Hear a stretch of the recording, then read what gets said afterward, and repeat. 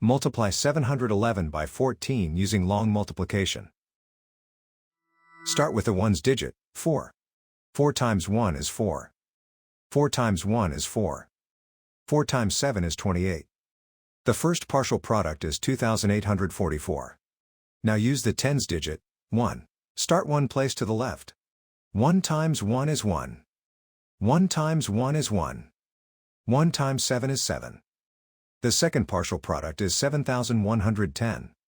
Now add the partial products, working from right to left. In the ones column, 4 plus 0 is 4. In the tens column, 4 plus 1 is 5. In the hundreds column, 8 plus 1 is 9. In the thousands column, 2 plus 7 is 9. The product of the whole numbers is 9954. So 711 times 14 is 9954.